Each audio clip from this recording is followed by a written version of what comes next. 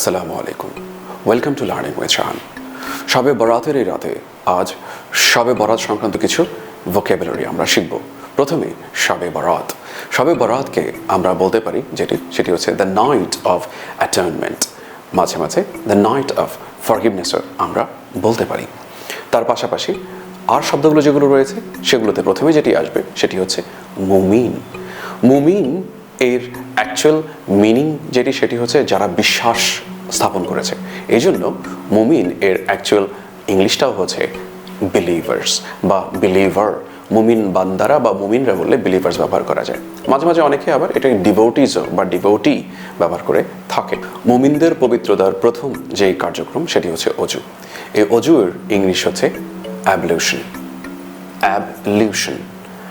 আর অজু করে আমরা যে কাজটি করে থাকি সেটি হচ্ছে আমরা নামাজ পড়ি বা প্রার্থনা করি।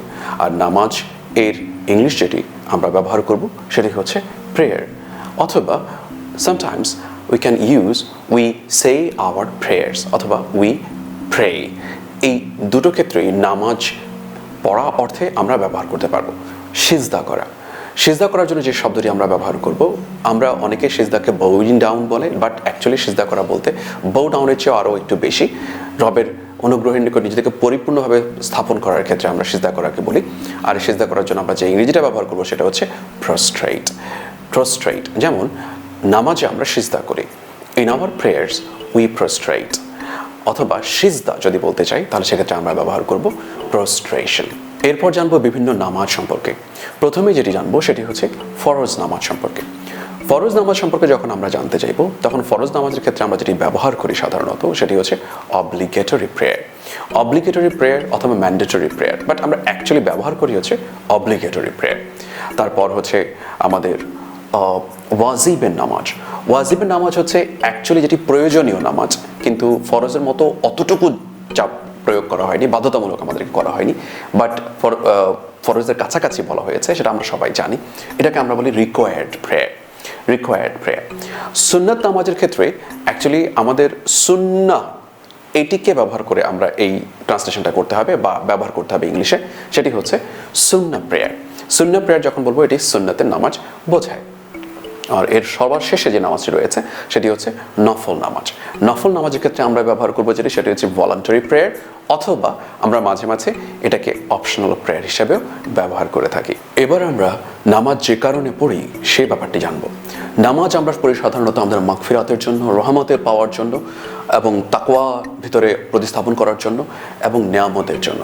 তো প্রথমেই আমরা জানবো মাগফিরাতের ইংরেজিটা কি। মাগফিরাত জন্য যেটি শব্দ ব্যবহার করবো আমরা সেটি হচ্ছে ফরগিভনেস। আর রহমত যেটি বলবো সেটি ব্যবহার করবো সেটি হচ্ছে মার্সি। তাকওয়া শব্দটি সেটি হচ্ছে বিশ্বাসটাকে পরিপূর্ণভাবে নিজের ভিতরে ধারণ করার ক্ষেত্রে আমরা এটি ব্যবহার করে থাকি। এই শব্দটি ব্যবহার করব যেটির উচ্চারণ অনেকটি হচ্ছে ফাইটে। এটির উচ্চারণটা অনেকে ভুল করে ফেলে, বানানটা একটু দেখে নেব সবাই, ফাইটে। আর আরেকটি পাওয়ার জন্য যেটা আমরা করি সেটা হচ্ছে নেয়ামতের জন্য, আর সেই নেয়ামতের জন্য আমরা যেটা ব্যবহার করবো সেটা হচ্ছে ব্লেসিং। কিন্তু এত সবের পরেও দেখা যায় আমাদের ভেতরে খারাপ কিছু কাজ রয়েই যায়, বা খারাপ কিছু কাজ আমরা ভুলে করেই থাকি। সেই খারাপ কাজগুলোকে আমরা বলি গুনাহ।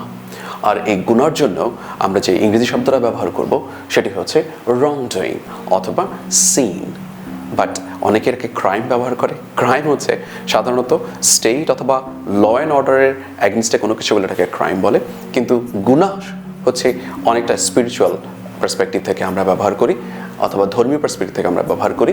সেটা হচ্ছে রং ডুইং ব্যবহার করব অথবা সিন ব্যবহার করতে পারবো। আর যখন আমরা গুনাহ করি তখন আমরা এর থেকে পরিশুদ্ধ হওয়ার জন্য আমরা ব্যবহার করি তওবা, বা আমরা তওবা করি। তওবার ব্যাপারটা আসলে কি?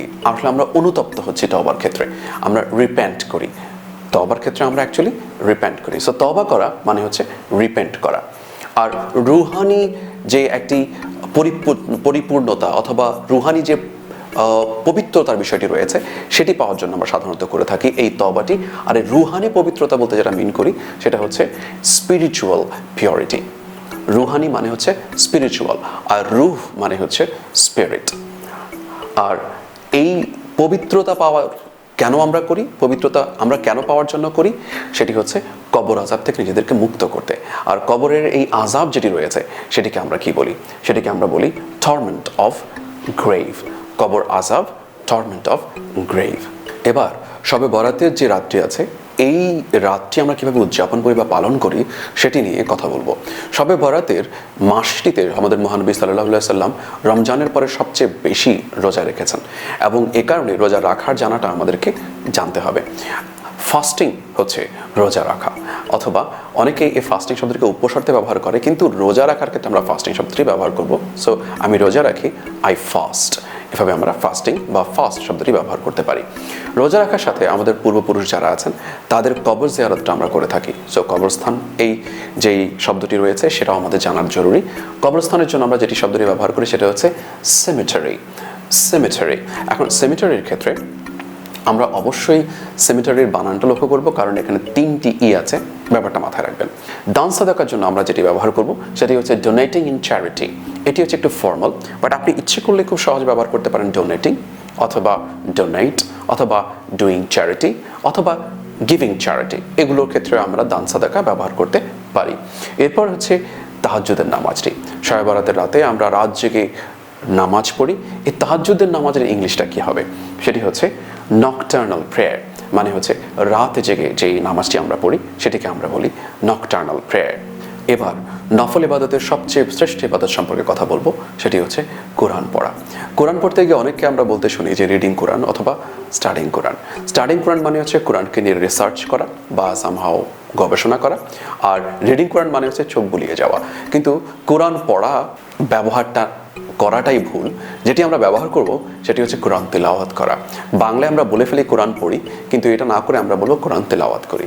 এই কারণে কোরআন তেলাওয়াতের সময় আপনি কখনোই রিডিং কোরআন বলতে পারবেন না, আপনাকে বলতে হবে কোরআন রিসাইটিং অথবা রিসাইটিং হলি কোরআন।